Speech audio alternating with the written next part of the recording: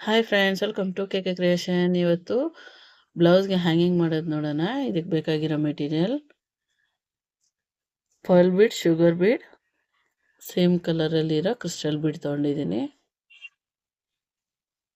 ಇದಕ್ಕೆ ಮುಂಚೆ ಇರೋ ವಿಡಿಯೋದಲ್ಲಿ ನಿಮಗೆ ಬೇರೆ ಥರ ಹಾಕೋದು ತೋರಿಸಿದ್ದೆ. ಇದು ಬೇರೆ ಥರ. ಇದು ಎರಡನೇ ಡಿಸೈನು.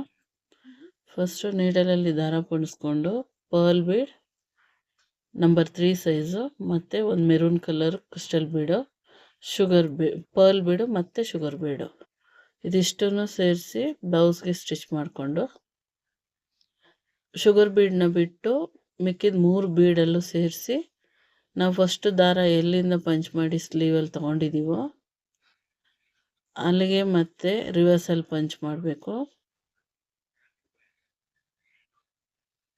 ನೋಡಿ, ಈ ಥರ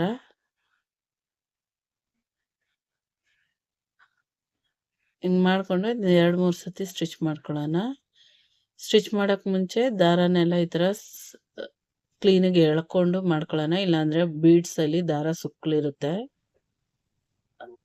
ಈ ಥರ ಮಾಡಿದ್ಮೇಲೆ 3 ಸತಿ ಸ್ಟಿಚ್ ಮಾಡ್ಕೊತೀನಿ.